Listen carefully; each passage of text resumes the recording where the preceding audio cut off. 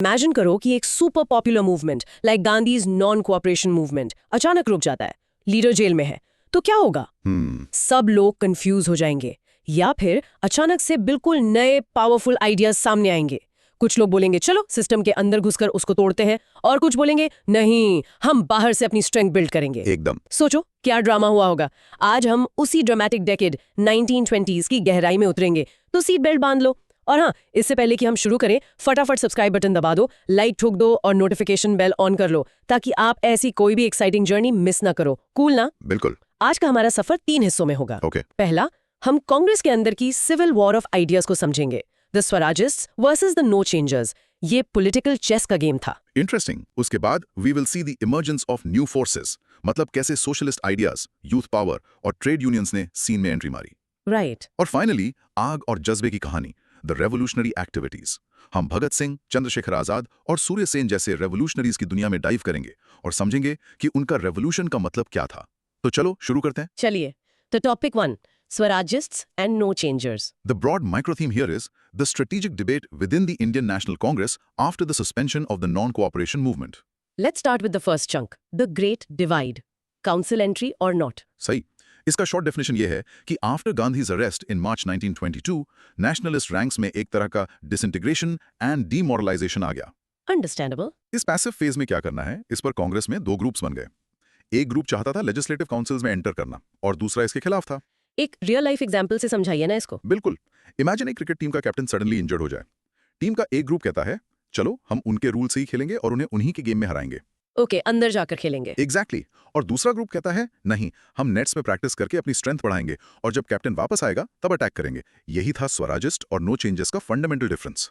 Perfect analogy. तो इसकी शुरुआत कैसे हुई? सीन सेट कीजिए। सो सीन है मार्च 1922। गांधी अरेस्टेड हैं, एक पॉलिटिकल वैक्यूम क्रिएट हो गया है। अब कोर क्वेश्चन ये था, what to do during this transition period. इससे 2 स्कूल्स ऑफ थॉट निकले। Swarajists and no changers. Correct. Swarajist का कोर लॉजिक क्या था? स्वराजिस्ट्स को लीड कर रहे थे CR दास, मोतीलाल नेहरू, अजमल खान। उनका आइडिया था कि लेजिस्लेटिव काउंसिल्स का बॉयकॉट खत्म करो, अंदर जाकर असेंबलीज की वीकनेसेस को एक्सपोज करो, इन काउंसिल्स को पॉलिटिकल स्ट्रगल का अरीना बनाओ। उनका फेमस स्लोगन था, काउंसिल्स को एंड और मेंड करना। एंड और मेंड, इंटरेस्टिंग। और नो चेंजेस, उनका आर्गुमेंट क्या था? नो चेंजर्स को लीड कर रहे थे C राजगोपालाचारी, वल्लभ भाई पटेल, राजेंद्र प्रसाद, MA अंसारी। इनका आर्गुमेंट था कि काउंसिल एंट्री से कंस्ट्रक्टिव वर्क निग्लेक्ट हो जाएगा, रेवोल्यूशनरी जील कम हो जाएगी, हमें बॉयकॉट कंटिन्यू करना चाहिए और नेक्स्ट सिविल डिसोबीडियंस के लिए प्रिपेयर करना चाहिए। तो ये क्लैश तो होना ही था। बिल्कुल। और ये हुआ गया सेशन ऑफ कांग्रेस में दिसंबर 1922 में। वहां स्वराजिस्ट का प्रपोजल हार गया। ओह, इसके अगले ही दिन CR दास जो प्रेसिडेंट थे और मोतीलाल नेहरू जो सेक्रेटरी थे, उन्होंने रिजाइन कर दिया और कांग्रेस खिलाफत स्वराज्य पार्टी अनाउंस कर दी, जिसे हम स्वराजिस्ट पार्टी कहते हैं। तो इसका रियल वर्ल्ड इम्पैक्ट क्या हुआ? कांग्रेस के लिए तो एक सेटबैक था, है ना? एक्चुअली इसने कांग्रेस के अंदर एक नए तरह की पॉलिटिकल एक्टिविटी को जन्म दिया, जहां इंटरनल डिबेट से स्ट्रेटेजी बनती थी। और एक बात इंपॉर्टेंट है, क्या? ये एक स्ट्रेटेजिक स्प्लिट था, आइडियोलॉजिकल हेट्रेड नहीं। दोनों साइड्स 1907 जैसा परमानेंट स्प्लिट अवॉइड करना चाहते थे। राइट। एक सेकंड, ये स्वराजिस्ट पार्टी का पूरा ऑफिशियल नाम क्या था? एग्जाम में आ सकता है। Good question. पूरा नाम था कांग्रेस खिलाफत स्वराज्य पार्टी। याद रखना, इसमें खिलाफत भी जुड़ा था, to appeal to a wider base. Got it. तो स्वराजिस्ट्स के 3 मेन लीडर्स कौन थे? कोई मेमोरी हैक है? बिल्कुल। याद रखो, CMA CR Das, Motilal Nehru, Ajmal Khan. CMA for council में आओ। ब्रिलियंट, काउंसिल में आओ। और नो चेंजेस के लिए? उनके लिए याद रखो, पटेल प्रसाद राजाजी, वल्लभ भाई पटेल, राजेंद्र प्रसाद एंड C राजागोपालाचारी। ये तीनों जायंट्स कंस्ट्रक्टिव वर्क के पक्ष में थे। ओके, पटेल प्रसाद राजाजी। ये डिसीजन कि स्वराजिस्ट प्रपोजल रिजेक्ट हुआ, ये कौन से कांग्रेस सेशन में हुआ? गया सेशन, दिसंबर 1922। ये बहुत इंपॉर्टेंट है। गया में प्रपोजल रिजेक्ट हुआ और फिर स्वराजिस्ट पार्टी बनी। और उनका फेमस 2 वर्ड स्ट्रैटेजी क्या था काउंसिल्स के लिए? एंडोमेंड। बस ये 2 वर्ड्स उनकी पूरी फिलॉसफी बता देते हैं। ग्रेट। चलो अब लिसनर्स के लिए एक प्रैक्टिस क्यू। राइट। चलो पॉज करो और practice saying The Swarajists, led by CR Das, wanted to end or mend the councils, while the No Changers, led by Vallabh Bhai Patel, advocated for constructive work. Perfect. इस chunk का एक mini recap. In short, Gandhi's arrest created a strategic split, leading to the formation of the Swarajist Party, which aimed to fight colonialism from within the legislative councils. Okay, moving on to the next chunk, the debate and the united front. हाँ, तो अब दोनों groups ने अपने अपने arguments दिए। But ultimately एक compromise पर पहुंच गए ताकि मूवमेंट यूनाइटेड रहे। राइट। तो स्वराजिस्ट्स के मेन आर्ग्यूमेंट्स क्या थे? क्यों काउंसिल्स में जाना जरूरी था उनके हिसाब से? उनके 3 मेन पॉइंट्स थे। पहला, काउंसिल एंट्री नॉन कोऑपरेशन का निगेशन नहीं बल्कि एक नया फ्रंट है। Okay, a new battle ground. दूसरा, इस पॉलिटिकल वैक्यूम में ये काम मासेस को एंथूज करेगा, उन्हें लगेगा कि कुछ हो रहा है। Make sense. और तीसरा, और ये बहुत इंपॉर्टेंट था, कि अगर नेशनलिस्ट एंटर नहीं करेंगे तो गवर्नमेंट काउंसिल्स को अनडिजायरेबल एलिमेंट से भर देगी जो उनके मेजर्स को लेजिटिमाइज करेंगे। सही बात है। अगर आप नहीं तो कोई और नो चेंजेस का काउंटर आर्ग्यूमेंट? उनके भी 3 कोर पॉइंट्स थे। पहला, पार्लियामेंट्री वर्क से कंस्ट्रक्टिव वर्क से ध्यान हटेगा। दूसरा, रेवोल्यूशनरी जोश खत्म हो जाएगा एंड पॉलिटिकल करप्शन बढ़ेगा, पावर करप्ट्स, ट्रू। और तीसरा, उनका मानना था कि सिर्फ कंस्ट्रक्टिव वर्क ही सबको अगले सिविल डिसोबीडियंस के लिए तैयार करेगा। रियल स्ट्रेंथ ग्रासरूट से आती है। तो इतने स्ट्रॉन्ग डिफरेंसेस के बाद कॉम्प्रोमाइज कैसे हुआ? Agree to disagree? एग्जैक्टली। दोनों साइड जानते थे कि गांधी का लीडरशिप जरूरी है और एक यूनाइटेड फ्रंट बनाना पड़ेगा। सो सितंबर 1923 में दिल्ली में एक स्पेशल सेशन में कॉम्प्रोमाइज हुआ। अच्छा। स्वराजिस्ट को कांग्रेस के अंदर एक ग्रुप के रूप में इलेक्शंस लड़ने की परमिशन मिल गई। उन्होंने कांग्रेस का पूरा प्रोग्राम एक्सेप्ट किया, बस एक डिफरेंस के साथ, they would join legislative councils. और इसके बाद उन्होंने अपना मैनिफेस्टो निकाला? यस, अक्टूबर 1923 में। और वो एक स्ट्रॉन्ग एंटी इंपीरियलिस्ट डॉक्यूमेंट था। उसमें साफ लिखा था कि ब्रिटिश रूल का मेन मोटिव है अपने देश के सेल्फिश इंटरेस्ट पूरे करना। राइट। उन्होंने कहा कि ये रिफॉर्म्स एक धोखा है, रियल ऑब्जेक्टिव इंडिया के रिसोर्सेज को एक्सप्लॉइट करना है। हम काउंसिल्स में सेल्फ गवर्नमेंट की डिमांड रखेंगे। और अगर डिमांड रिजेक्ट हुई तो हम काउंसिल्स के काम में कंटिन्यूअस ऑब्स्ट्रक्शन डालेंगे ताकि गवर्नेंस इंपॉसिबल हो जाए। Basically ranking the councils from with in. वाह। तो ये कॉम्प्रोमाइज कब और कहाँ हुआ? ये डेट इंपॉर्टेंट लगती है। सितंबर 1923, दिल्ली। इस मीटिंग ने कांग्रेस को एक और स्प्लिट से बचा लिया। ओके। स्वराजिस्ट मैनिफेस्टो का मेन पॉइंट क्या था?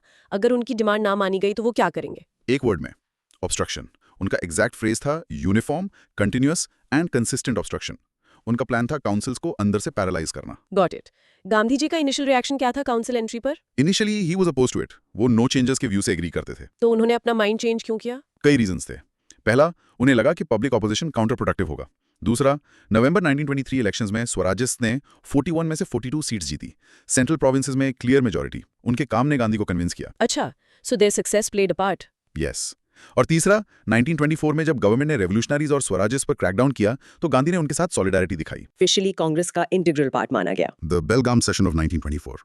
This is the only time Gandhi presided over a Congress session. बहुत ही हिस्टोरिकल मोमेंट था। Incredible. Okay, time for a practice Q. Alright, pause and practice saying the Swarajist manifesto promised a policy of uniform, continuous and consistent obstruction to wreck the councils from within. And the mini recap for this chunk. In short, despite their differences, both Swarajists and No Changers compromised for unity, allowing the Swarajists to contest elections with a powerful anti-imperialist manifesto. अब आते हैं third chunk पर, inside the councils, successes and failures. उन्होंने actual में achieve क्या किया? उनकी achievements काफी सिग्निफिकेंट थीं। पहला, कोalition पार्टनर्स के साथ मिलकर गवर्नमेंट को कई बार हराया, even on budgetary grants. Oh wow. उन्होंने सेल्फ गवर्नमेंट, सिविल लिबर्टीज और इंडस्ट्रियलाइजेशन पर पावरफुल स्पीचेस दी। विट्ठल भाई पटेल 1925 में सेंट्रल लेजिस्लेटिव असेंबली के स्पीकर इलेक्ट हुए। ये एक बहुत बड़ी जीत थी। स्पीकर बनना तो मतलब सिस्टम को अंदर से कंट्रोल करने जैसा है। बिल्कुल। और उनकी सबसे नोटवर्दी अचीवमेंट थी पब्लिक सेफ्टी बिल ऑफ 1928 को हराना। इस बिल में क्या था? ये बिल गवर्नमेंट को अनडिजायरेबल फॉरेनर्स को डिपोर्ट करने की पावर दे रहा था, क्योंकि वो सोशलिस्ट और कम्युनिस्ट आइडिया से डर गए थे। तो स्वराजिस्ट ने इसको रोककर सिविल लिबर्टीज प्रोटेक्ट की। उन्होंने एक पॉलिटिकल वैक्यूम को भरा जब नेशनल मूवमेंट रिकूप कर रहा था और मॉन्टफोर्ट स्कीम की हॉलोनेस को एक्सपोज किया। इम्प्रेसिव। लेकिन फिर उनका डिक्लाइन क्यों शुरू हुआ? इसके भी कई कारण थे। वाइड स्प्रेड कम्युनल राइट्स ने उन्हें कमजोर किया। फिर स्वराजिस्ट्स में आपस में स्प्लिट हो गया, रिस्पॉन्सिविस्ट्स वर्सेस नॉन रिस्पॉन्सिविस्ट्स। ये रिस्पॉन्सिविस्ट्स कौन थे? रिस्पॉन्सिविस्ट्स जैसे लाला लाजपत राय, मदन मोहन मालवीय, एनसी केलकर, ये गवर्नमेंट के साथ कोऑपरेशन और ऑफिस होल्ड करने के फेवर में थे। वो हिंदू इंटरेस्ट्स को प्रोटेक्ट करना चाहते थे। सिचुएशन इतनी खराब हो गई थी कि मोतीलाल नेहरू जैसे लीडर्स को एंटी हिंदू तक कहा गया। Oh that's sad. और सबसे बड़ा ब्लो था सीआर दास की डेथ 1925 में। फिर बंगाल में उन्होंने टेनेंट्स, जो मुस्लिम्स थे, उनका कॉज जमींदार्स के अगेंस्ट सपोर्ट नहीं किया, जिससे उन्होंने मुस्लिम सपोर्ट खो दिया। तो पार्टी अंदर से ही टूटने लगी। यस, मार्च 1926 में मैंने लीडरशिप ने लेजिस्लेचर से विड्रॉ कर लिया और 1930 में लाहौर कांग्रेस के पूर्णा स्वराज रेजोल्यूशन के बाद Swarajists finally walked out for good. उनकी ऑब्स्ट्रक्शनिस्ट स्ट्रैटेजी की अपनी लिमिटेशंस थी और वो पावर और ऑफिस के पर्क्स को रेजिस्ट नहीं कर पाए। Got it. चलो क्रॉस क्वेश्चनिंग टाइम। उनकी सबसे बड़ी अचीवमेंट कौन से बिल को डिफीट करना था? ये तो आना ही चाहिए। The public safety bill of 1928। इसको याद कर लो, ये उनकी लेजिस्लेटिव पावर का पीक था। और सेंट्रल लेजिस्लेटिव असेंबली का स्पीकर कौन बना था स्वराजिस्ट्स की तरफ से? विट्ठल भाई पटेल इन 1925। ये नाम भूलना मत। It was a huge symbolic victory. Swarajist party के डिक्लाइन का सबसे बड़ा रीजन क्या था? दो अहम रीजंस थे। सीआर दास की डेथ इन 1925, जिसने लीडरशिप वैक्यूम क्रिएट किया, and the rise of communalism, जो पार्टी के अंदर भी आ गया, creating the responsivist versus non responsivist split. ये रिस्पॉन्सिविस्ट के मेन लीडर्स कौन थे? Lala Lajpat Rai, Madan Mohan Malaviya and N C Kelkar. They advocated cooperation with the government. और फाइनली स्वराजिस्ट ने काउंसिल से वॉकआउट कब किया? They finally walked out in 1930 following the Lahore Congress resolution for Purna Swaraj. Perfect. अब प्रैक्टिस क्यों? Now practicing.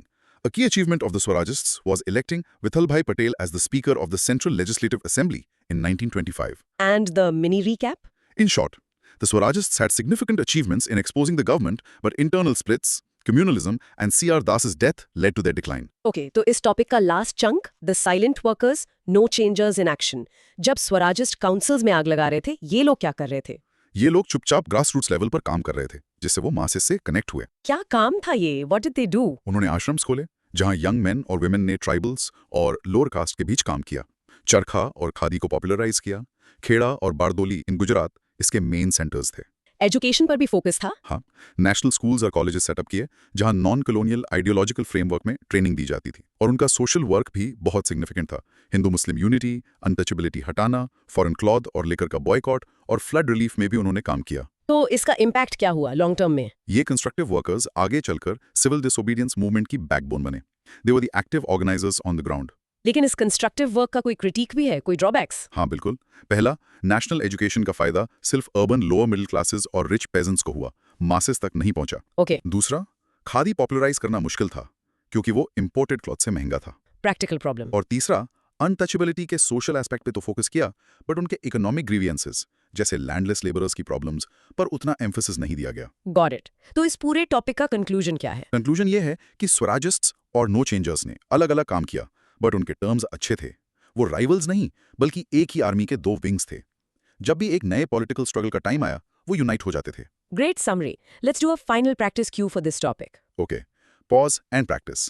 The No Changes constructive work, like setting up ashrams and national schools, created the backbone for the future civil disobedience movement. And a mini recap. In short, the No Changes focused on grassroots constructive work, quietly building the organizational strength of the national movement. चलिए अब topic 2 पर चलते हैं। Emergence of new forces, socialistic ideas, youth power, trade unionism.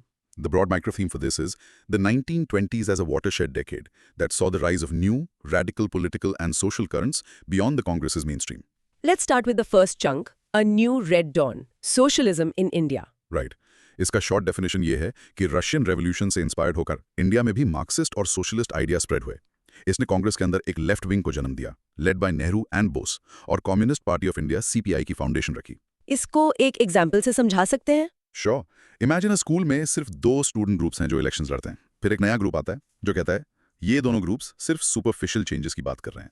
असली problem तो school का पूरा structure है, जहां कुछ स्टूडेंट्स के पास सारी पावर है। हमें पूरा सिस्टम बदलना होगा। आई सी, ये नया ग्रुप था सोशलिस्ट्स और कम्युनिस्ट्स का। प्रिसाइजली। तो 1920s का डिकेड इंडियन हिस्ट्री में एक वाटरशेड था। गांधीयन फिलॉसफी के अलावा न्यू पॉलिटिकल करंट्स इमर्ज हो रही थी। यंगर नेशनलिस्ट जैसे Jawaharlal Nehru and Subhash Chandra Bose Gandhian ideas से थोड़ा डिससैटिस्फाइड थे। वो रेडिकल सॉल्यूशंस चाहते थे। वो स्वराजिस्ट्स और नो चेंजर्स दोनों को क्रिटिसाइज करते थे, राइट? यस, उन्होंने पूर्ण स्वराज यानी कंप्लीट इंडिपेंडेंस का स्लोगन दिया। वो नेशनलिज्म को सोशल जस्टिस से जोड़ना चाहते थे, और उन्होंने कैपिटलिस्ट और लैंडलॉर्ड्स द्वारा किए जा रहे इंटरनल क्लास ऑपरेशन का सवाल भी उठाया। और इसी बैकग्राउंड में सीपीआई फॉर्म हुई। Correct. Communist party of India CPI 1920 में ताशकंद में फॉर्म हुई। फाउंडर्स थे M N Roy, Abani Mukherjee. M N Roy Comintern की लीडरशिप में इलेक्ट होने वाले पहले इंडियन थे। ब्रिटिश गवर्नमेंट ने तो इस पर रिएक्ट किया ही होगा। जरूर। उन्होंने कानपुर बोल्शेविक कॉन्स्पिरेसी केस 1924 चलाया, जिसमें ऐसे दांगे, मुजफ्फर अहमद जैसे कम्युनिस्ट को जेल हुई। बट इसके अगले ही साल 1925 में कानपुर में इंडियन कम्युनिस्ट कॉन्फ्रेंस हुई, जिसने इंडिया में सीपीआई की फाउंडेशन को फॉर्मलाइज किया। और मीरठ कॉन्स्पिरेसी केस? वो 1929 में हुआ। गवर्नमेंट ने 31 लीडिंग कम्युनिस्ट्स और ट्रेड यूनियनिस्ट्स को अरेस्ट किया। इस दौरान वर्कर्स एंड पेजेंट्स पार्टीज भी ऑर्गेनाइज हुई, जिन्होंने मार्क्सिस्ट आइडियाज को प्रोपेगेट किया। Okay, let's do a quick cross questioning. CPI का फॉर्मेशन कहाँ हुआ था, इंडिया में या बाहर? बाहर। It was formed in 1920 in Tashkent, which is in modern day Uzbekistan. M N Roy was a key figure. India में इसकी फाउंडेशन 1925 में कानपुर कॉन्फ्रेंस में फॉर्मलाइज हुई। 2 इंपॉर्टेंट कॉन्स्पिरेसी केसेस कौन से थे जो कम्युनिस्ट के अगेंस्ट थे? याद रखो, KM Kanpur Bolshevik conspiracy case 1924 and Meerut conspiracy case 1929. Congress के अंदर लेफ्ट विंग को कौन रिप्रेजेंट कर रहा था? The two young icons, Jawaharlal Nehru and Subhash Chandra Bose. In younger nationalist की मेन डिमांड क्या थी स्वराज से आगे? Purna Swaraj, complete independence. They wanted to combine anti-imperialism with social justice. M.N.. Roy का एक यूनिक अचीवमेंट क्या था इंटरनेशनल लेवल पर? He was the first Indian to be elected to the leadership of the Comintern, the Communist International. It was a big deal. Got it. Let's practice. Okay, pause and practice. The Communist Party of India, CPI, was formed in Tashkent in 1920 by M.N. Roy, and its foundation in India was formalized at the Kanpur Conference in 1925. And the mini recap? In short, the 1920s saw the powerful entry of Marxist and socialist ideas, leading to the formation of the CPI and a strong left wing within the Congress. Next chunk. The awakening of the masses. Youth, peasants, trade unions और caste movements के बारे में. हाँ, तो youth power was rising. पूरे देश में students leagues और कॉन्फ्रेंसेस हो रही थीं. 1928 में जवाहरलाल नेहरू ने ऑल बंगाल स्टूडेंट्स कॉन्फ्रेंस को प्रिसाइड किया. और किसान, peasants, agitations का क्या सीन था? यूनाइटेड प्रोविंसेस में टेनेंसी लॉज में रिवीजन, लोअर रेंट्स और एविक्शन से प्रोटेक्शन के लिए एजिटेशंस हुए. आंध्रा, राजस्थान, बॉम्बे, मद्रास में भी सिमिलर प्रोटेस्ट्स हुए. और बारदौली सत्याग्रह. हाँ, गुजरात में Bardoli Satyagraha of 1928 led by Vallabh भाई पटेल. ये एक बहुत सक्सेसफुल मूवमेंट था जिसने साबित कर दिया कि ऑर्गेनाइज्ड पेजेंट पावर कितनी स्ट्रांग हो सकती है. ट्रेड यूनियनिज्म का ग्रोथ भी इसी डेकेड में हुआ. बिल्कुल. All India trade union Congress यानी AITUC 1920 में फाउंड हुई. इसके फर्स्ट प्रेसिडेंट थे लाला लाजपत राय.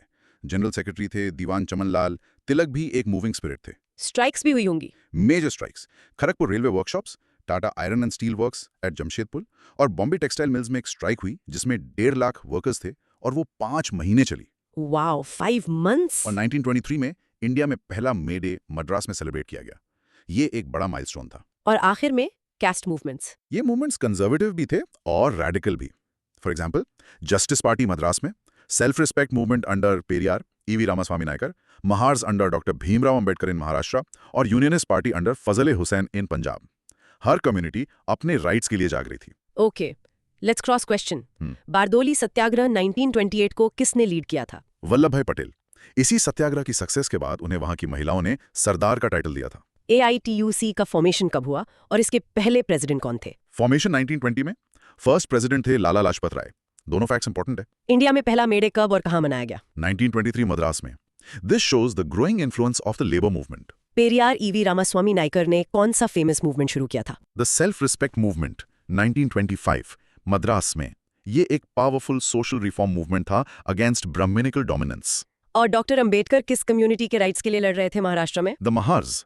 He was leading their movement for social equality and rights, including temple entry and access to public water. Great, time for the practice cue. Pause and practice saying, the Bardoli Satyagraha of 1928 was successfully led by Vallabhbhai Patel. And the mini recap. In short, the 1920s also witnessed the mobilization of youth, peasants through satyagrahas, workers through trade unions, and marginalized communities through caste movements. Fantastic. अब हम enter कर रहे हैं हमारे final topic में. Topic 3, revolutionary activity with a turn towards socialism. The broad micro theme is the revival and ideological evolution of the revolutionary movement after the non-cooperation movement. First chunk is from non-violence to the bomb, the return of the revolutionaries. Withdrawal से बहुत से young nationalist disillusioned हो गए.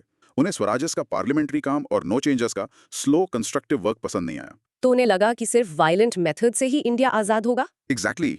इसको ऐसे समझो, imagine आप एक बहुत इंपॉर्टेंट फाइनल मैच के लिए तैयारी कर रहे हो और अचानक कोच कहता है मैच कैंसल्ड. आपका सारा जोश, सारी एनर्जी वेस्ट. फ्रस्ट्रेटिंग. हाँ, कुछ प्लेयर्स पेशेंटली अगली सीरीज का वेट करेंगे, वो हो गए नो चेंजेस. कुछ मैनेजमेंट से बात करने जाएंगे, वो हो गए स्वराजिस्ट. और कुछ गुस्से में आकर बोलेंगे हमें अपना खुद का टूर्नामेंट शुरू करना है अभी और यहीं. ये आखिरी ग्रुप थे रेवोल्यूशनरीज. परफेक्ट. तो बैकग्राउंड क्या था इस रिवाइवल का? देखो, फर्स्ट वर्ल्ड वॉर के दौरान रेवोल्यूशनरीज पर बहुत रिप्रेशन हुआ था. 1920 में मॉन्टफोर्ड रिफॉर्म्स के लिए एक हार्मोनियस एनवायरनमेंट बनाने के लिए कईयों को रिहा किया गया. गांधी और CR दास के कहने पर कई रेवोल्यूशनरी ग्रुप्स ने नॉन कॉपरेशन मूवमेंट को एक चांस दिया. और फिर मूवमेंट विड्रॉ हो गया. Yes, the sudden withdrawal of the movement was the main trigger. इससे उनका नेशनलिस्ट लीडरशिप और नॉन वायलेंस पर से विश्वास उठ गया. ये जानकर सबको हैरानी होगी कि nearly all major revolutionary leaders जैसे जोगेश चंद्र चैटर्जी, सूर्य सेन, भगत सिंह, सुखदेव, चंद्रशेखर आजाद, ये सब पहले नॉन कॉपरेशन मूवमेंट में एंथुसियास्टिक पार्टिसिपेंट्स थे. वाओ. तो इसके बाद 2 स्ट्रैंड्स इमर्ज हुए. यस, एक था Hindustan republican association HRA in Punjab UP Bihar और दूसरा था Yugantar Anushilan groups and later Chittagong revolt group under Surya Sen in Bengal. उन पर मेजर इन्फ्लुएंसेस क्या थे? एक तो वर्किंग क्लास ट्रेड यूनिज्म का अपसर्ज, दूसरा रशियन रेवोल्यूशन 1917, तीसरा नए कम्युनिस्ट ग्रुप्स और चौथा जर्नल्स जैसे आत्मशक्ति और बुक्स जैसे बंदी जीवन बाय सचिन सान्याल जो रेवोल्यूशनरीज के सैक्रिफाइस को ग्लोरीफाई करते थे। Okay, cross questioning time. Revolutionary activity के रिवाइवल का मेन इमीडिएट कॉज क्या था? The sudden withdrawal of the non-cooperation movement. It left many young nationalists disillusioned and searching for alternative paths. Revolutionaries के दो main geographical centres कौन से थे? एक था पंजाब यूपी बिहार बेल्ट जहां HRA एक्टिव थी, दूसरा था बंगाल जहां अनुशीलन, युगांतर और बाद में सूर्या सेन्स ग्रुप एक्टिव थे। सचिन सान्याल की उस फेमस बुक का नाम क्या था जिसने रेवोल्यूशनरीज को इंस्पायर किया? बंदी जीवन।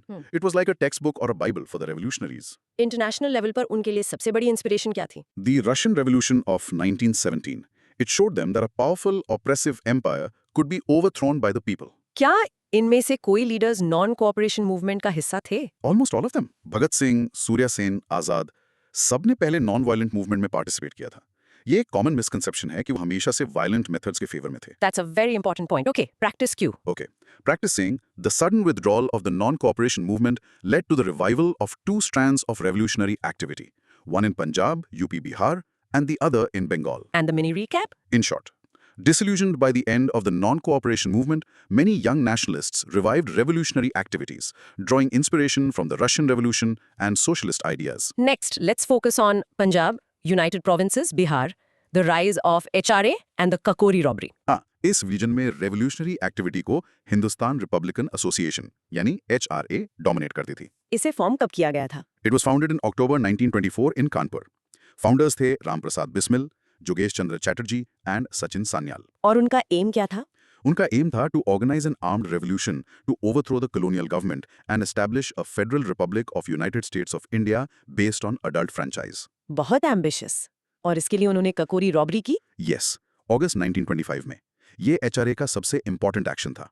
उन्होंने लखनऊ के पास ककोरी में 8 डाउन ट्रेन को रोका और ऑफिशियल रेलवे कैश लूट लिया फॉर फंड्स। इसका आफ्टरमैथ क्या हुआ? गवर्नमेंट ने जबरदस्त क्रैकडाउन किया। 17 लोगों को लंबी जेल हुई, 4 को लाइफ ट्रांसपोर्टेशन और 4 को फांसी दी गई। राम प्रसाद बिस्मिल, अशफाकुल्ला खान, रोशन सिंह एंड राजेंद्र लाहिरी। ककोरी एक बड़ा सेटबैक था HRA के लिए। तो इस सेटबैक के बाद क्या हुआ? The socialist turn, rebirth as HSRA। Exactly. Kakori setback से ओवरकम करने के लिए यंगर रेवोल्यूशनरीज जो सोशलिस्ट आइडियाज से इंस्पायर्ड थे, उन्होंने HRA को रीऑर्गेनाइज किया। कहाँ और कब? सितंबर 1928 दिल्ली के फिरोज शाह कोटला के रुइंस में एक हिस्टोरिक मीटिंग हुई। और वहां क्या डिसाइड हुआ? Under Chandrashekhar Azad leadership HRA का नाम बदलकर Hindustan socialist Republican association HSRA कर दिया गया। ये सोशलिस्ट वर्ड का एडिशन बहुत बहुत इंपॉर्टेंट था। इस मीटिंग में और कौन कौन था? Bhagat Singh, Sukhdev, Bhagwati Charan Vohra, Bijoy Kumar Sinha, Shiv Verma, basically the new generation. और उनका नया गोल था collective leadership and socialism as the official goal. Okay, time for cross questioning. HRA का फॉर्मेशन कब और कहाँ हुआ? अक्टूबर 1924, कानपुर, याद रखना। काकोरी रॉबरी में किन 4 रेवोल्यूशनरीज को फांसी हुई थी? ये नेम्स इंपॉर्टेंट हैं। राम प्रसाद बिस्मिल, अशफाकुल्ला खान, रोशन सिंह एंड राजेंद्र लहिरी। आप इसको एक एक्रोनिम बार से याद रख सकते हो। Four Bismil, Ashfaqulla, Roshan, Rajendra. BRR, got it. HRA का नाम HSRA कब और कहाँ बदला गया? September 1928 at Firoz Shah Kotla in Delhi. The addition of S for socialist was a major ideological shift. HSRA का लीडरशिप किसके अंडर था? Chandrasekhar Azad. He was the commander. और HRA का अल्टीमेट एम क्या था? कैसी गवर्नमेंट बनाना चाहते थे वो? A Federal Republic of United States of India based on adult franchise. काफी विजनरी गोल था उस टाइम के लिए। Indeed. Let's practice. Let's practice. The HRA was reorganized as the HSRA in September 1928 at Firoz Shah Kotla with socialism as its official goal. And the mini recap. In short, after the Kakori setback, the HRA was reborn as the HSRA under Azad, officially adopting socialism and moving towards a new revolutionary ideology. अब आते हैं HSRA in action. Saunders murder and assembly bomb. Actions that shook the empire. हाँ, तो उनका पहला बड़ा action था Saunders murder, Lahore में दिसंबर 1928 में। इसका ट्रिगर क्या था? The trigger was लाला लाजपत राय की डेथ, जो एंटी साइमन कमीशन प्रोसेशन पर हुए लाठीचार्ज के कारण हुई थी। तो ये एक रिवेंज एक्शन था? Yes. Bhagat Singh and Shivram Rajguru shot dead John P. Saunders, an assistant superintendent of police. उनका actual target superintendent James Scott था, जो लाठीचार्ज के लिए रिस्पॉन्सिबल था। They mistook Saunders for Scott. Chandrashekhar Azad ने उन्हें कवर फायर दिया था। और उन्होंने इसको जस्टिफाई कैसे किया? उन्होंने कहा कि ये इंसल्ट टू द नेशन का बदला था। और इसके बाद हुआ bomb in the central legislative assembly in April 1929। इसका पर्पस क्या था? इसका पर्पस बिल्कुल अलग था। HSRA अब लोगों को अपने चेंज्ड ऑब्जेक्टिव्स के बारे में बताना चाहती थी। ये एक्शन प्रोपेगेंडा के लिए था। Propaganda by deed. Exactly. Bhagat Singh and Batukeshwar Dutt ने सेंट्रल लेजिस्लेटिव असेंबली में बॉम्ब फेंका। ये पब्लिक सेफ्टी बिल और ट्रेड डिस्प्यूट्स बिल के प्रोटेस्ट में था, जो सिविल लिबर्टीज को कम कर रहे थे। But the intention was not to kill. बिल्कुल नहीं। बॉम्ब्स डिलिबरेटली हार्मलेस बनाए गए थे। The objective was to get arrested, ताकि ट्रायल कोर्ट को प्रोपेगेंडा के लिए यूज किया जा सके। उनका स्लोगन था to make the deaf hear. इस पर भगत सिंह का एक फेमस कोट भी है। हाँ, उन्होंने कहा, force when aggressively applied is violence, but when it is used in the furtherance of a legitimate cause it has its moral justification. Powerful. Okay, cross questioning. Saunders को क्यों मारा गया? किस चीज का बदला था वो? It was to avenge the death of Lala Lajpat Rai, who died after being injured in a lathi charge during an anti-Simon Commission protest. Saunders murder में कौन 3 रेवोल्यूशनरीज इन्वॉल्व थे? Bhagat Singh and Rajguru were the shooters. Chandrasekhar Azad provided cover and shot a constable who was chasing them. Assembly में bomb किसने फेंका था? Bhagat Singh and Batukeshwar Dutt. Dutt का नाम भूलना मत. He is equally important in this act. Bomb फेंकने का असली ऑब्जेक्टिव क्या था? किसी को मारना. बिल्कुल नहीं। The bombs were harmless. The objective was to get arrested and use the court as a platform for propaganda. उनका स्लोगन था to make the deaf hear. वो किन 2 बिल्स का प्रोटेस्ट कर रहे थे? Public Safety Bill and Trade Disputes Bill. Both were aimed at curbing civil liberties and suppressing the workers' movement. Got it. Practice Q time. Pause and practice saying, Bhagat Singh and Batukeshwar Dutt threw a harmless bomb in the assembly to make the deaf hear and protest the Public Safety Bill. And the mini recap. In short, the HSRA's major actions like Saunders' murder and the assembly bomb were designed for propaganda and to awaken the nation. The next chunk is the final chapter, Manatiyas and Legacy. हाँ, Bhagat Singh, Sukhdev and Rajguru पर Lahore conspiracy case में trial चला और jail में उन्होंने एक और लड़ाई शुरू की। The Hunger Strike. Yes, उन्होंने जेल में हॉरिबल कंडीशंस के अगेंस्ट फास्ट किया। वो पॉलिटिकल प्रिजनर्स का स्टेटस मांग रहे थे, not to be treated as common criminals. और इसी स्ट्राइक में जतिन दास शहीद हो गए। हाँ, जतिन दास 63 दिन के फास्ट के बाद शहीद हो गए। He became the first martyr of the hunger strike.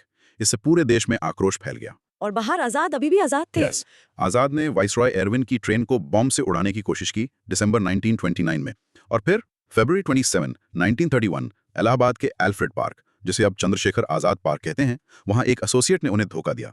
Police ने उन्हें घेर लिया। And he fought till the He end. fought bravely, और जब उनके पास आखिरी गोली बची, he shot himself. उन्होंने अपना प्लेज पूरा किया कि वो जिंदा कभी पकड़े नहीं जाएंगे। और फिर The hanging. Bhagat Singh, Sukhdev and Rajguru were hanged on March 23, 1931.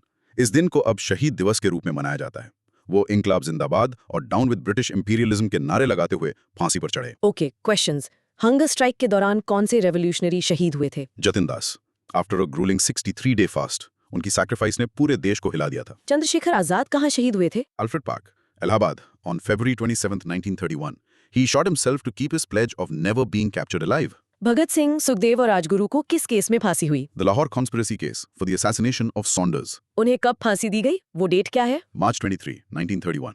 अब इस दिन को शहीद दिवस कहते हैं। जेल में रेवोल्यूशनरीज की मेन डिमांड क्या थी, जिसके लिए उन्होंने हंगर स्ट्राइक की? They demanded to be treated as political prisoners, not common criminals. They fought for dignity. Right, let's practice. Practice this.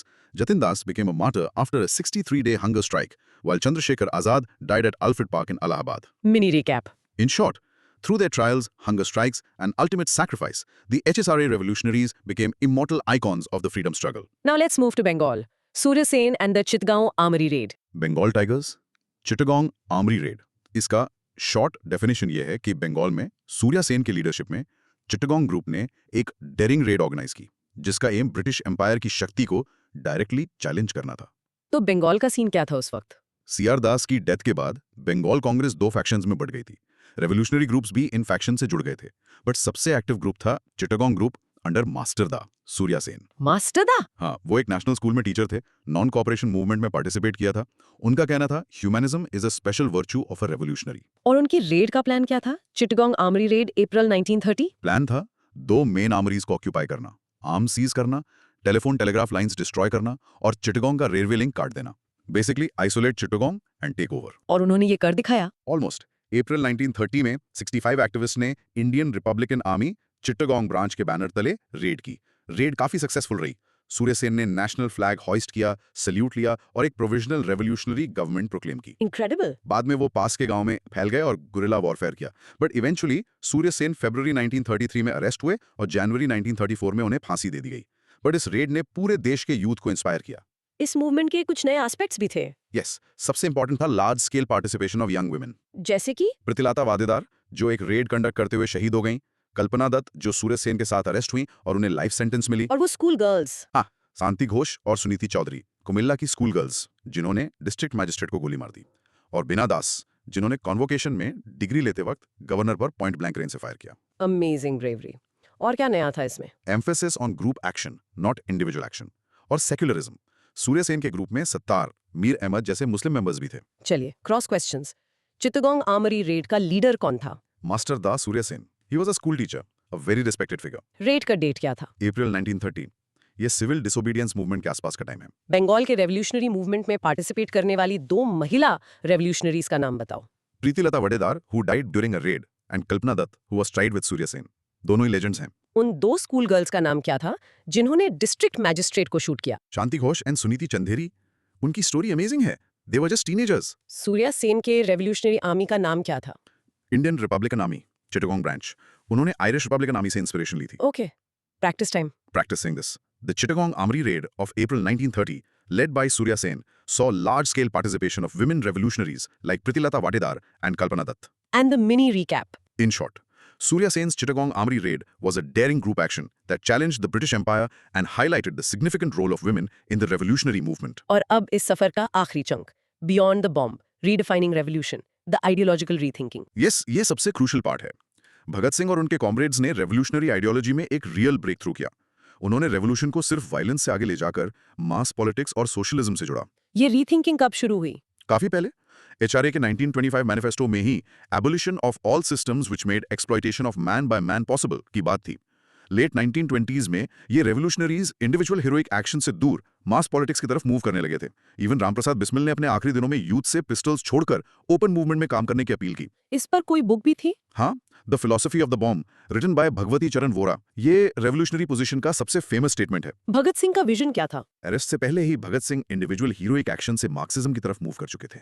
उन्हें विश्वास हो गया था कि सिर्फ एक पॉपुलर ब्रॉड बेस्ड मूवमेंट ही सक्सेसफुल रेवोल्यूशन ला सकता है। Revolution by the masses for the masses होनी चाहिए। इसीलिए उन्होंने पंजाब नौजवान भारत सभा बनाई। Exactly. In 1926, as an open wing of revolutionaries to carry out political work among youth, peasants and workers. तो फिर उन्होंने सॉन्डर्स को मारना या असेंबली में बॉम्ब फेंकना जैसा इंडिविजुअल एक्शन क्यों किया? ये उनका डिलेमा था। मासेस को मोबिलाइज कैसे करें? उन्होंने प्रोपेगेंडा बाय डीड को एक टूल की तरह यूज किया टू अवेकन द मासेस। तो उनके लिए रेवोल्यूशन का असली मतलब क्या था? उनके लिए रेवोल्यूशन का मतलब सिर्फ मिलिटेंसी या वायलेंस नहीं था।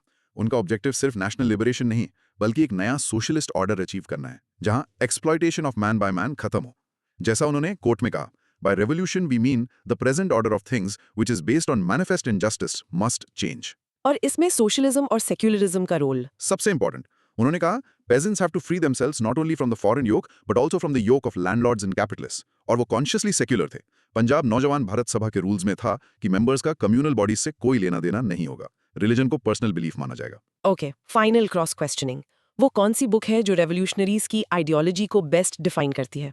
The philosophy of the bomb, written by Bhagwati Charan Vohra, a must read. Bhagat Singh ने यूथ, पेजेंट्स और वर्कर्स के बीच पॉलिटिकल वर्क करने के लिए कौन सी ऑर्गेनाइजेशन बनाई थी? द पंजाब नौजवान भारत सभा इन 1926। ये उनके ओपन मास बेस्ड वर्क का सबसे बड़ा एग्जाम्पल है। भगत सिंह के लिए रेवोल्यूशन का असली मतलब क्या था? It was not the cult of bomb and pistol. For him, revolution meant a complete change of the social and economic order to end all forms of exploitation. Bhagat Singh के अनुसार आजादी के बाद स्ट्रगल किसके अगेंस्ट कंटिन्यू रहेगा? Against the exploiters, चाहे वो British capitalist हों, इंडियन कैपिटलिस्ट हों या लैंडलॉर्ड्स हों, उनका गोल क्लास डोमिनेशन को खत्म करना था। भगत सिंह के सेक्युलरिज्म का एक कॉन्क्रीट एग्जाम्पल दो।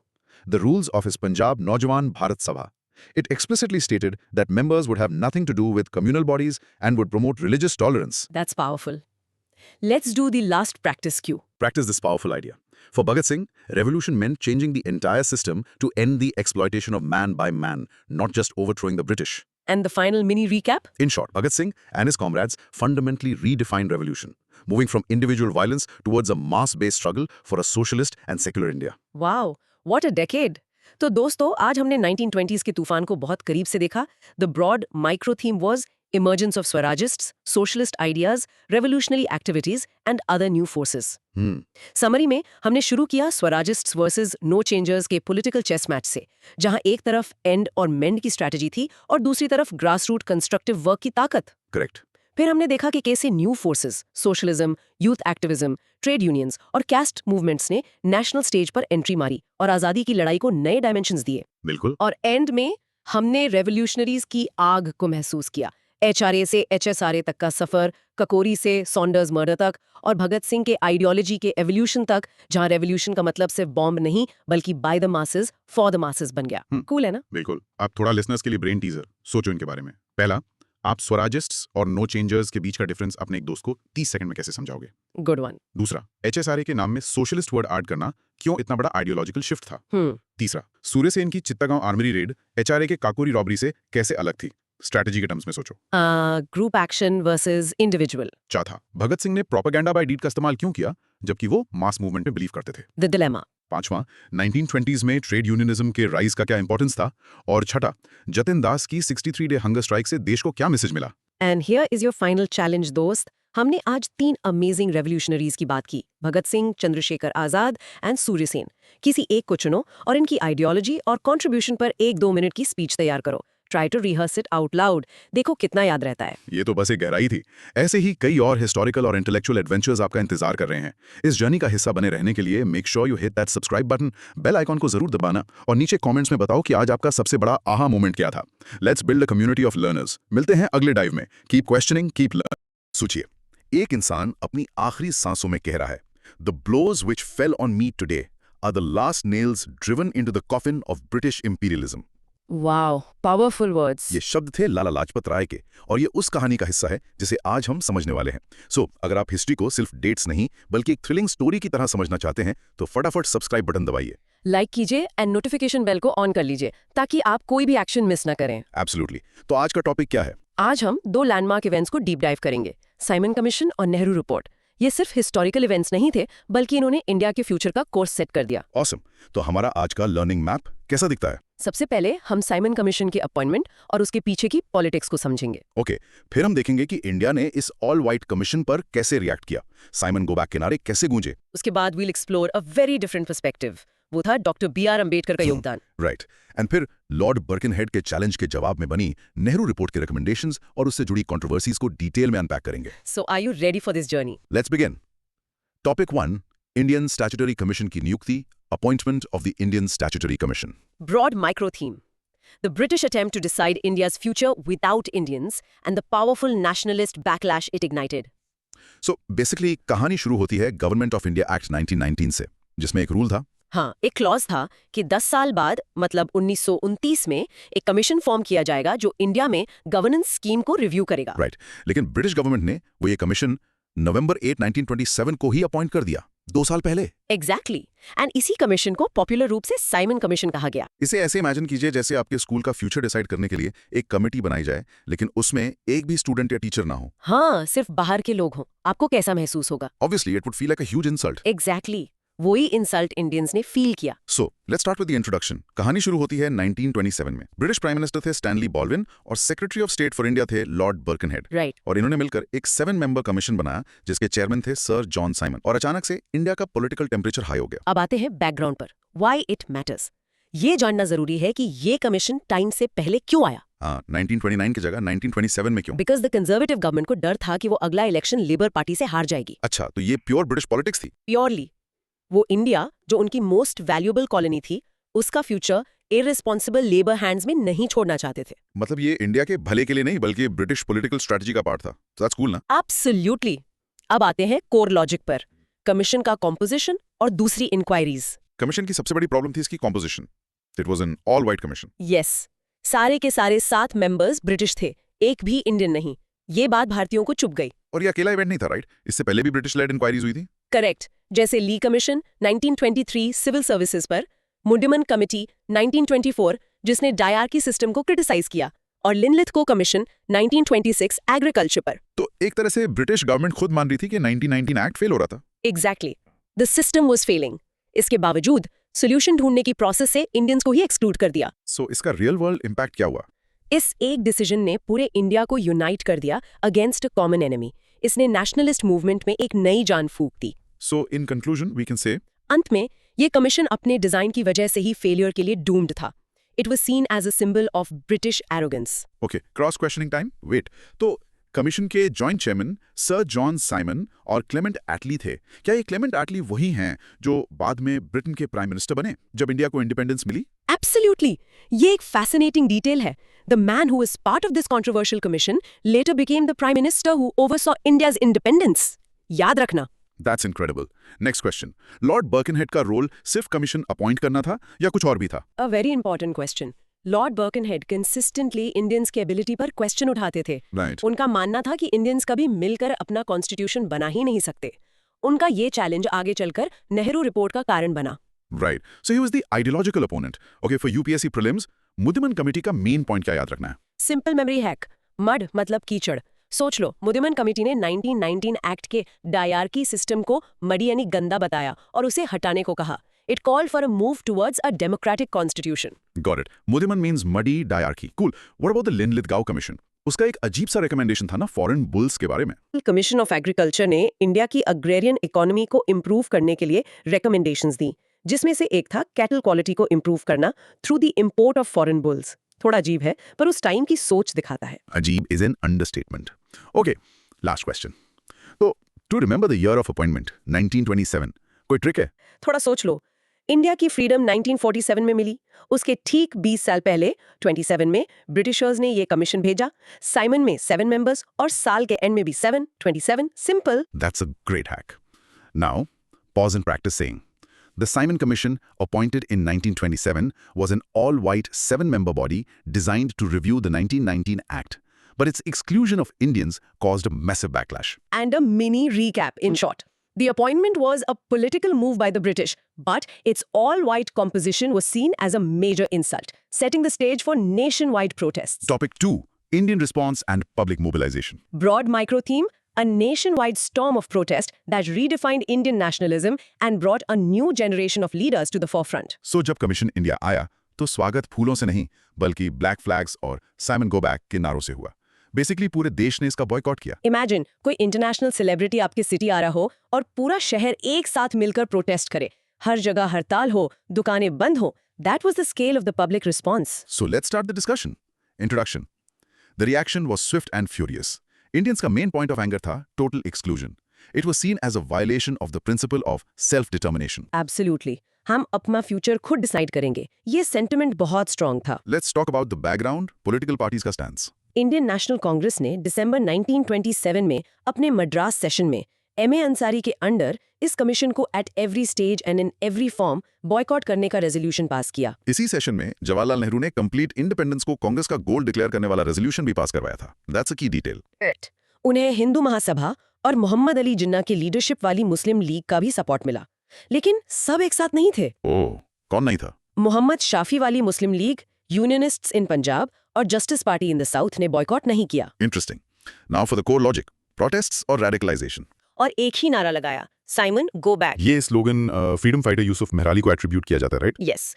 और इन प्रोटेस्ट से एक नई जनरेशन ऑफ यूथ लीडर्स सामने आई। जवाहरलाल नेहरू और सुभाष चंद्र बोस इस यूथ वेव के लीडर्स बनकर उभरे। और यही माहौल था जिसमें रेडिकल सोशलिस्ट आइडियाज भी पॉपुलर हुए। पंजाब नौजवान भारत सभा और वर्कर्स एंड पेजेंट्स पार्टीज जैसे ग्रुप्स बने। सो दैट्स कूल ना? A new kind of politics was emerging. Absolutely. The real world impact was that it permanently radicalized Indian politics. अब लोग सिर्फ रिफॉर्म्स नहीं बल्कि आजादी मांगने लगे थे।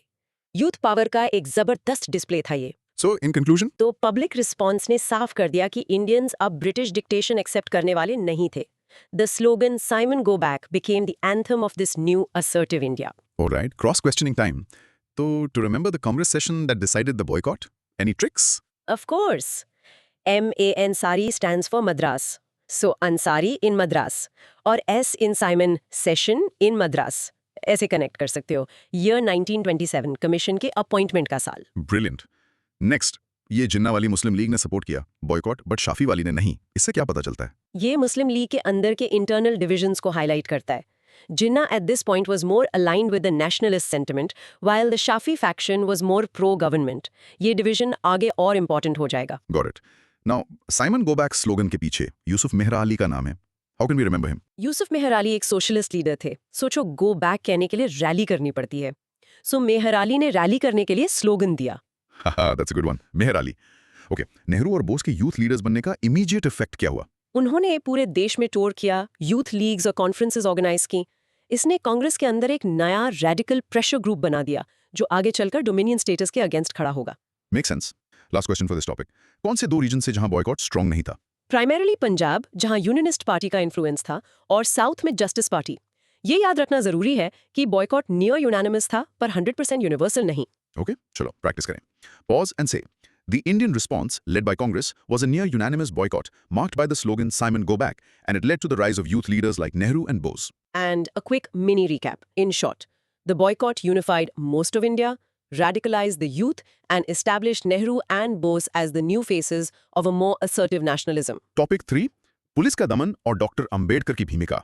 Police repression and Dr. Ambedkar's role. Broad micro theme. The dual narrative of nationalist martyrdom and the strategic assertion of social justice. जब प्रोटेस्ट्स बढ़े तो पुलिस ने फोर्स का इस्तेमाल किया. लाठीचार्ज आम हो गए. Yes.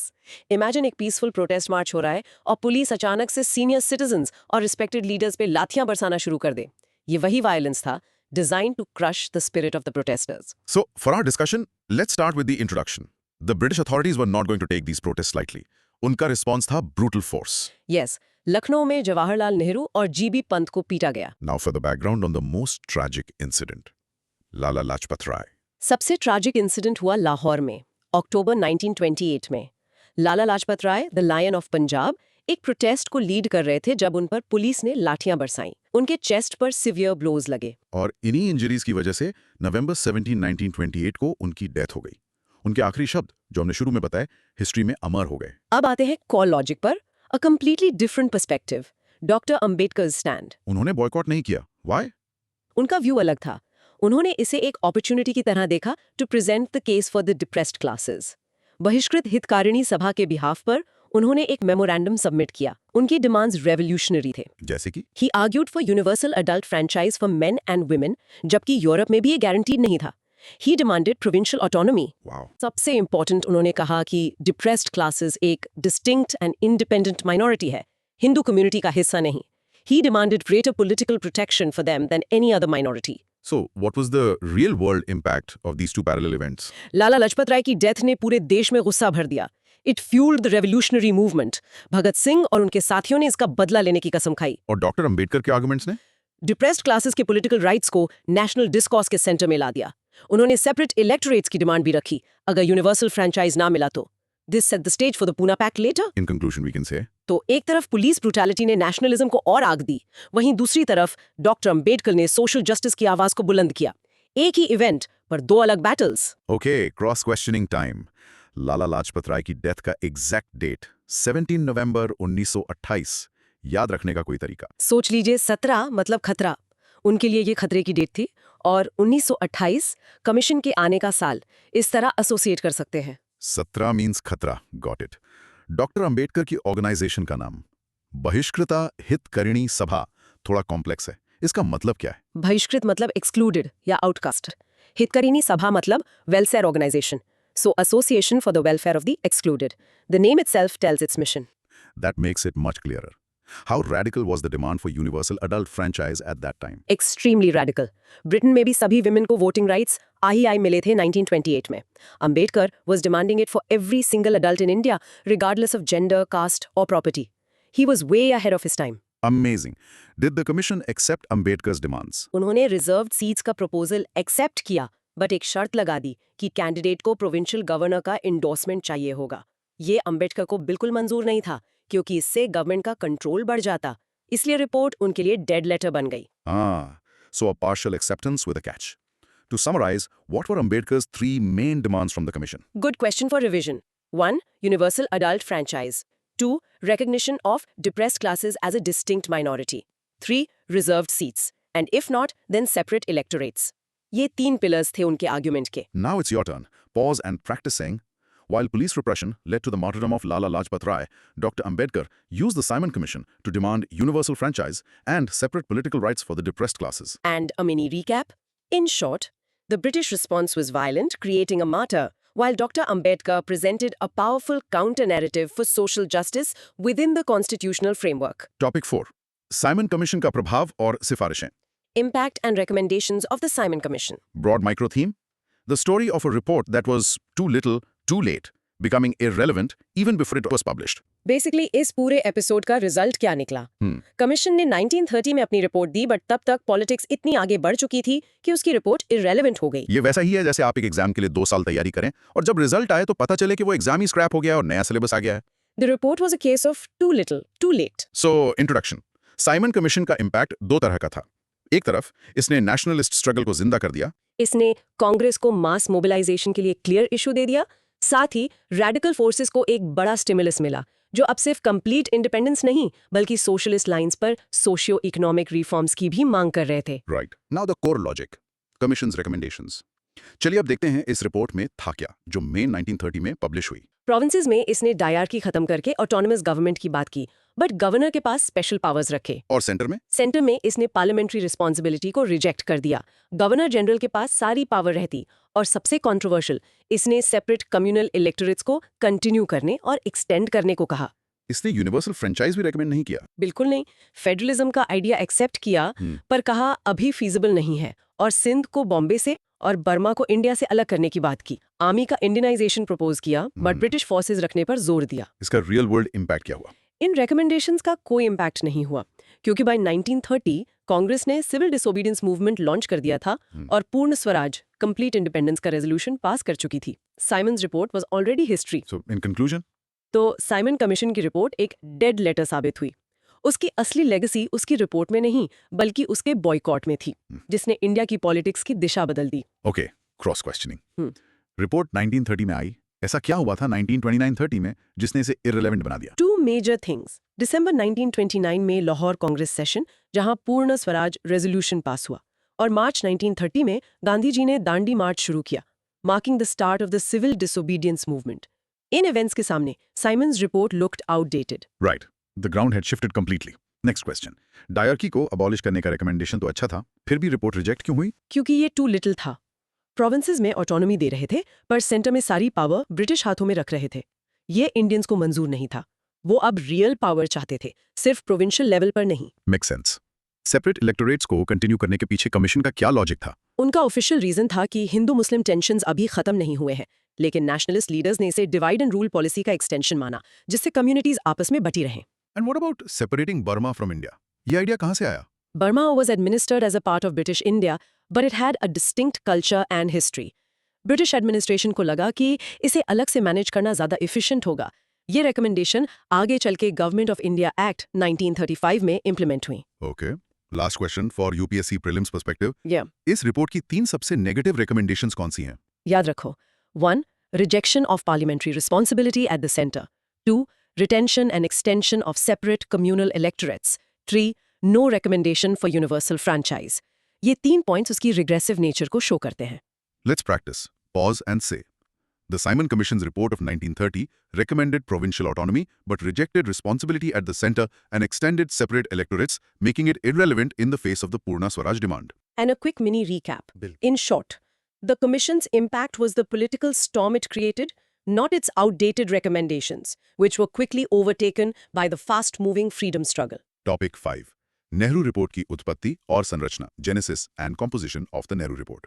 Broad micro theme. The first major Indian attempt to draft a constitution, which achieved partial unity but ultimately exposed deep internal divisions. याद है लॉर्ड बर्किनहेड का चैलेंज कि इंडियंस अपना कॉन्स्टिट्यूशन नहीं बना सकते? हाँ, बिल्कुल। वेल, इंडियन पार्टीज ने चैलेंज एक्सेप्ट किया। एक ऑल पार्टीज कॉन्फ्रेंस बुलाई गई और मोतीलाल नेहरू की चेयरमैनशिप में एक सब कमेटी बनाई गई टू ड्राफ्ट अ कॉन्स्टिट्यूशन। इसी का रिजल्ट था नेहरू रिपोर्ट। इमेजिन एक राइवल स्कूल का प्रिंसिपल आपके स्कूल को चैलेंज करे कि आप लोग एनुअल फंक्शन ऑर्गेनाइज नहीं कर सकते, और आपके स्कूल के सारे student clubs, even the rival ones, एक साथ आकर एक जबरदस्त फंक्शन ऑर्गेनाइज कर दे। That was the spirit behind the Nehru report. So let's start the discussion. Introduction. This was a historic moment. पहली बार इंडियंस खुद अपना कॉन्स्टिट्यूशनल फ्रेमवर्क डिजाइन कर रहे थे। The sub committee was appointed in February 1928, Now, the background, the challenge. Lord Birkenhead का taunt कि Indians were not capable of reaching a consensus was the direct trigger. The All Parties Conference was a direct answer to this insult. Now the core logic, the committee and its internal conflict. Committee के chairman थे Motilal Nehru. Yes, और members में तेज बहादुर Sapru, Subhash Chandra Bose, MS आने, मंगल सिंह जैसे बड़े नाम शामिल थे. शोएब कुरैशी और अली इमाम जैसे मुस्लिम लीडर्स भी थे. रिपोर्ट अगस्त 1928 में फाइनलाइज हुई. ज्यादातर रेकमेंडेशंस पर यूनिलैनिटी थी, बट एक फंडामेंटल डिसएग्रीमेंट था. और वो क्या था? The ultimate goal. Majority including Motilal Nehru dominion status चाहते थे, बट यंगर मिलिटेंट सेक्शन जिसमें उनके खुद के बेटे जवाहरलाल नेहरू और सुभाष बोस थे, कंप्लीट इंडिपेंडेंस से कम पर राजी नहीं थे. ये फादर सन डिसएग्रीमेंट पूरे नेशनल मूवमेंट का कॉन्फ्लिक्ट रिफ्लेक्ट करता है. सो इसका रियल वर्ल्ड इम्पैक्ट क्या था? इसने प्रूव कर दिया कि इंडियंस अपना कॉन्स्टिट्यूशन ड्राफ्ट कर सकते हैं. It was a huge psychological victory. And to conclude, Nehru report की जेनेसिस इंडियन सेल्फ रिस्पेक्ट और यूनिटी का प्रतीक थी, लेकिन उसके अंदर का कोर कॉन्फ्लिक्ट आगे आने वाले तूफान का संकेत भी दे रहा था. Cross questioning time. Motilal Nehru ही चेयरमैन क्यों बने? What made him the consensus candidate? Acceptable बनाती थी.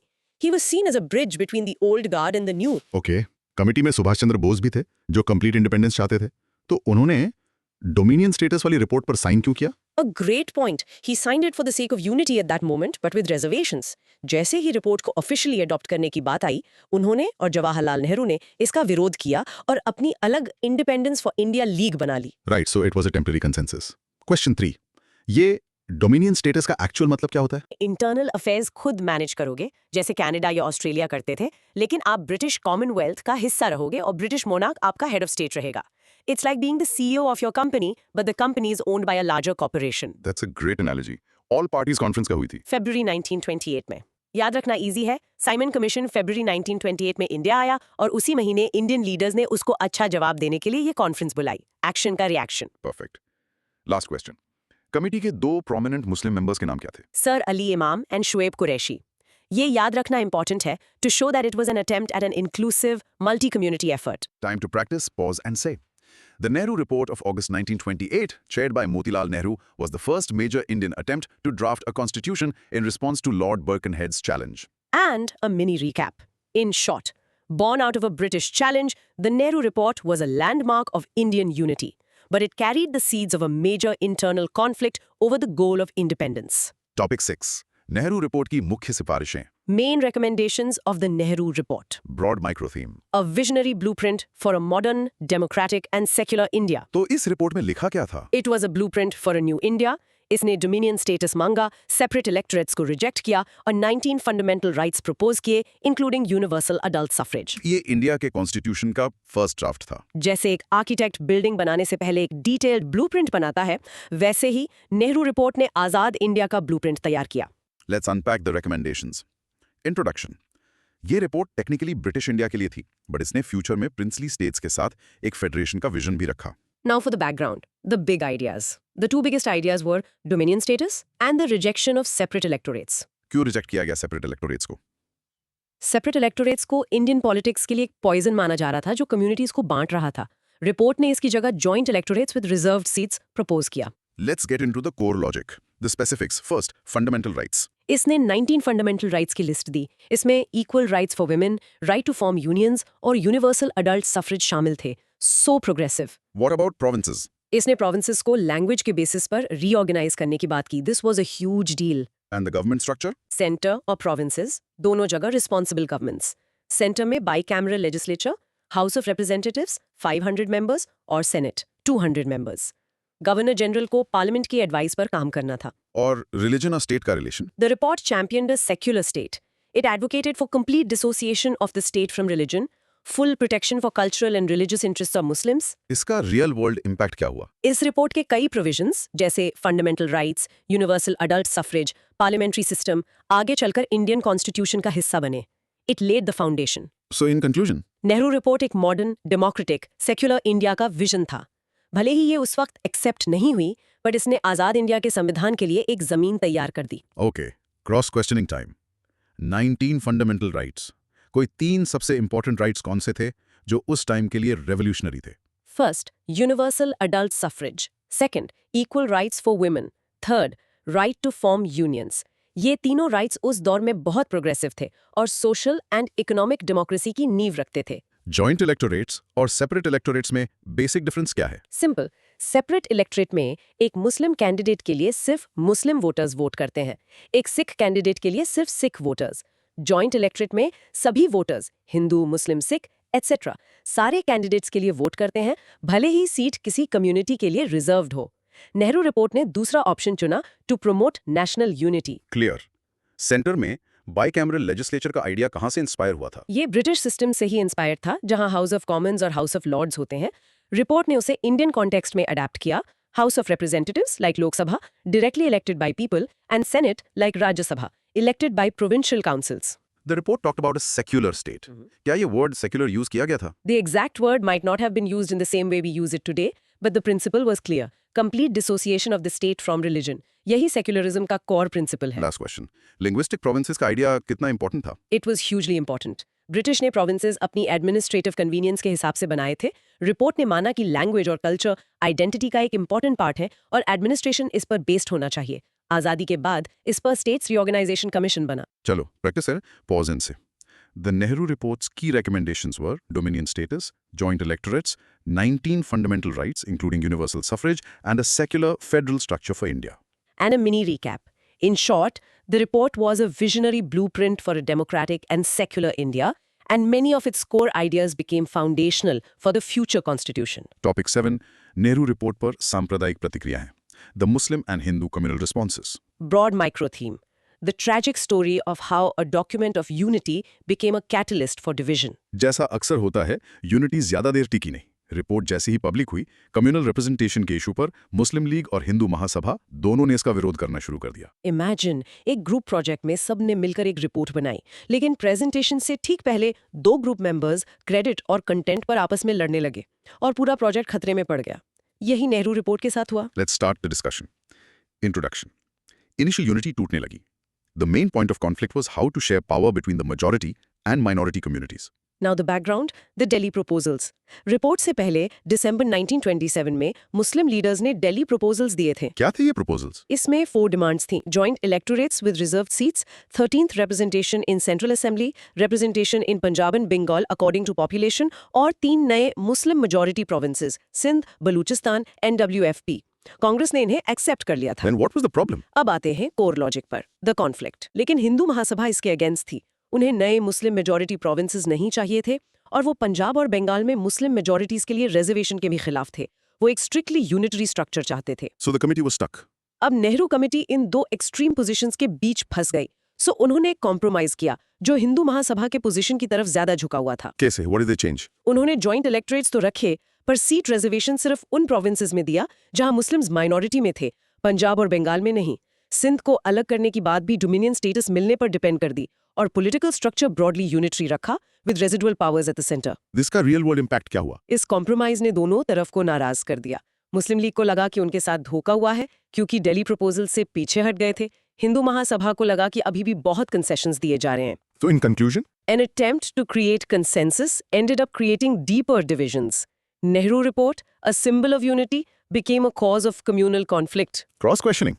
दिल्ली प्रपोजल्स दिसंबर 1927 में एक्सेप्ट हुए थे, नेहरू रिपोर्ट अगस्त 1928 में आई। इन 8 महीनों में ऐसा क्या बदला कि कांग्रेस अपने प्रॉमिस से पीछे हट गई? The pressure from the Hindu Mahasabha within the All Parties Conference was immense. To keep them on board and present a united front, the Nehru Committee made these compromises, hoping the Muslim League would understand. It was a major political miscalculation. Okay, Punjab और बंगाल में reservation ना देने का logic क्या था? वहां तो Muslims majority में थे। The argument was that in a democracy, a majority community doesn't need reservations for its protection. However, the Muslim leadership in those provinces feared that due to economic and educational backwardness, they might not be able to win seats even with a population majority. Right, residual powers centre को देने का क्या मतलब है? इसका मतलब है कि जो पावर्स स्पेसिफिकली स्टेट्स को नहीं दी गई है, वो सारी सेंटर के पास रहेंगी। This makes the center very strong, creating a unitary system. Muslim league एक वीक सेंटर और स्ट्रॉन्ग प्रोविंसेस चाहती थी जहां वो मेजॉरिटी में थे। Could this conflict have been avoided? It's tough to say in hindsight. अगर कांग्रेस दिल्ली प्रपोजल्स पर टिकी रहती तो शायद जिन्ना साथ रहते, लेकिन तब हिंदू महासभा अलग हो जाती। It was a very tricky balancing act. Last question, Hindu Mahasabha की मेन डिमांड क्या थी? उनकी की डिमांड थी a strictly unitary structure. They were against any idea of a federal structure that gave too much autonomy to provinces, especially the creation of new Muslim majority provinces. Practice time. Pause and say. The Nehru Report's compromises on communal representation, moving away from the Delhi proposals under pressure from the Hindu Mahasabha, led to its rejection by Muslim leaders. And a mini recap.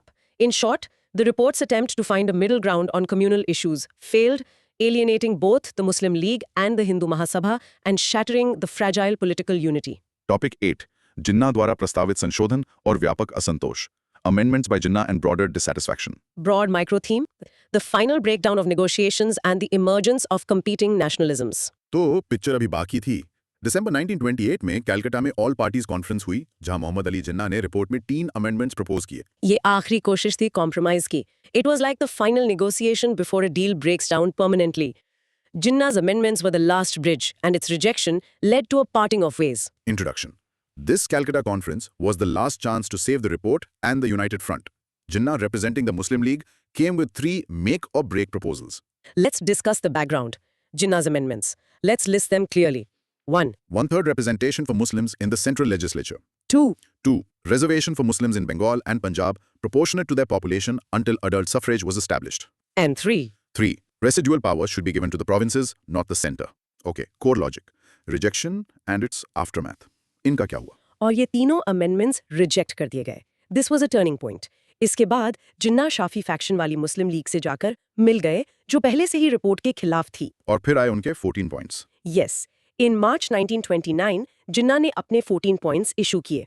ये 14 points आगे चलकर मुस्लिम league की core demands बन गए. इसमें separate electorates, federal constitution with provincial autonomy, 1/3 Muslim representation जैसे points शामिल थे. It became the ideological bedrock for the League's future politics. Now, the real world impact. The radical opposition. बात सिर्फ यहाँ खत्म नहीं हुई. एक और ग्रुप था जो रिपोर्ट से खुश नहीं था. करेक्ट. कांग्रेस के अंदर का younger radical faction, Jawaharlal Nehru और सुभाष चंद्र बोस, वो डोमिनियन स्टेटस से गुस्सा थे. उनके लिए ये एक regressive step, a step backward था. तो उन्होंने क्या किया? They jointly established the Independence for India League to advocate for complete independence. तो एक ही रिपोर्ट ने दो तरफ से ऑपोजिशन क्रिएट कर दिया. कूल, कैसा पैराडॉक्स है. So, in conclusion, Ultimately, the Nehru Report, which started as a symbol of Indian unity, ended up pleasing almost no one. It was rejected by the Muslim League, the Hindu Mahasabha, Sikh communalists, and the radical wing of the Congress itself. It died a lonely death. Okay, cross questioning. जिन्ना के 14 points और Nehru report में सबसे बड़ा ideological difference क्या था? The vision for India's structure. Nehru Report envisioned a strong, centralized, unitary state. Jinnah's 14 points demanded a federal state with a weak center and strong autonomous provinces. This was the fundamental clash of visions. Why was the demand for third representation so important for Jinnah? Muslims की population तो third नहीं थी. It wasn't about population percentage, it was about political weightage. Jinnah argued that as a major minority, Muslims needed this safeguard to ensure their voice wouldn't be drowned out by the brute majority in the central legislature. It was a demand for political security. Makes sense. Independence for India League का main purpose क्या था? Its single-point agenda was to put pressure on the mainstream Congress leadership to abandon the goal of dominion status and adopt complete independence or Purna Swaraj as its only objective. और वो सफल भी हुए अगले ही साल 1929 के लाहौर सेशन में. अगर जिन्ना के अमेंडमेंट्स मान लिए जाते तो क्या हिस्ट्री अलग होती? This is one of history's biggest what-ifs. Many historians believe that had the Congress shown more flexibility and accepted Jinnah's amendments, the course of Hindu-Muslim relations might have been different, and the extreme demand for a separate state might have been delayed or even averted. A huge what if. To memorize, what's a simple way to remember Jinnah's 3 amendments? Think of it as CPR. C for Central Legislature, 13 seats. P for provinces, Punjab and Bengal reservation. R for residual powers to provinces. CPR to save the dying unity. CPR to save the dying unity. I'll remember that. Okay, last practice for today. Pause and say. The rejection of Jinnah's 3 amendments led to his 14 points, while the youth wing, led by Nehru and Bose, formed the Independence for India League, ensuring the Nehru Report's failure. And a mini recap. In short, the final attempt at compromise failed, leading to Jinnah's definitive break and the rise of a powerful pro-independence lobby within Congress, leaving the Nehru Report isolated and rejected. तो what a journey. हमने देखा कि कैसे Simon commission के boycott ने India में एक नई पॉलिटिकल एनर्जी पैदा की. और फिर हमने देखा कि कैसे उस एनर्जी को चैनल करने की कोशिश यानी नेहरू रिपोर्ट ने इंडिया के internal political fault lines, communal divisions और जेनरेशनल कॉन्फ्लिक्ट को सामने लाकर रख दिया. चलिए आज की पूरी चर्चा को क्विकली समराइज करते हैं. The broad micro theme was the Simon Commission and Nehru Report, a story of nationalist assertion against British arrogance and the internal challenges of building a united front. एक ऑल वाइट कमीशन जिसके boycott ने Simon go back के नारों के साथ पूरे देश को यूनाइट किया, यूथ लीडर्स को आगे लाया और लाला लाजपत राय जैसे नेताओं की शहादत देखी। Second, doctor Ambedkar's role. उन्होंने इस ओकेशन को डिप्रेस्ड क्लासेस के लिए यूनिवर्सल एडल्ट फ्रेंचाइज और पॉलिटिकल सेफगार्ड्स मांगने के लिए यूज किया, एक अलग पर्सपेक्टिव पेश करते हुए। Third, Nehru report. Lord Birkenhead के चैलेंज का जवाब ये इंडियंस द्वारा बनाया गया पहला कॉन्स्टिट्यूशनल ब्लूप्रिंट था। इसने डोमिनियन स्टेटस, जॉइंट इलेक्टोरेट्स और फंडामेंटल राइट्स प्रपोज किए। And finally the failure. Report अंत में फेल हो गई क्योंकि ये कम्युनल ग्रुप्स, मुस्लिम लीग, हिंदू महासभा और कांग्रेस के radical youth wing, Nehru, Bose दोनों को खुश नहीं कर पाई। अब आपके लिए एक छोटा सा चैलेंज। इन 6 सवालों के जवाब 1 मिनट में देने की कोशिश कीजिए, जैसे आप किसी को समझा रहे हैं। रेडी? 1. साइमन कमीशन को टाइम से पहले अपॉइंट क्यों किया गया था? 2. साइमन गो बैक स्लोगन किसने दिया और इसके पीछे का मेन गुस्सा क्या था? 3. डॉक्टर अंबेडकर ने कमीशन का बॉयकॉट क्यों नहीं किया और उनकी टॉप 2 डिमांड्स क्या थीं? 4. नेहरू रिपोर्ट की 3 सबसे प्रोग्रेसिव रिकमेंडेशंस कौन सी थीं? 5. जिन्ना के 14 पॉइंट्स और नेहरू रिपोर्ट में सबसे बड़ा अंतर क्या था? And 6. Independence for India league क्यों बनाई गई थी? और आपका फाइनल चैलेंज, अपने किसी दोस्त को साइमन कमीशन की कहानी और नेहरू रिपोर्ट की फेलियर के कारण सिर्फ 3 सेंटेंसेस में समझाने की कोशिश करें। Can you do it? तो ये था आज का विश्लेषण। ये कहानी हमें सिखाती है कि आज़ादी की लड़ाई सिर्फ अंग्रेजों के खिलाफ नहीं थी, बल्कि अपने अंदर की कमियों और मतभेदों से भी थी। और एक आखिरी प्रोवोकेटिव थॉट सबके लिए, नेहरू रिपोर्ट ने सेक्युलरिज्म और जॉइंट इलेक्टोरेट्स का एक विजन रखा, जबकि जिन्ना के 14 पॉइंट्स ने माइनॉरिटी प्रोटेक्शन और सेपरेट आइडेंटिटी पर जोर दिया। क्या ये 2 विजन्स आज भी इंडियन सबकॉन्टिनेंट की पॉलिटिक्स में कहीं ना कहीं टकराते हैं? थोड़ा सोच लो। Amazing point. इस पर सोचते रहिए। अगर आपको आज की चर्चा पसंद आई तो हमें कमेंट करके जरूर बताएं और हाँ, सब्सक्राइब करना मत भूलना। अगली बार मिलेंगे एक और इंटरेस्टिंग टॉपिक के साथ। तब तक कीप लर्निंग, कीप क्वेश्चन।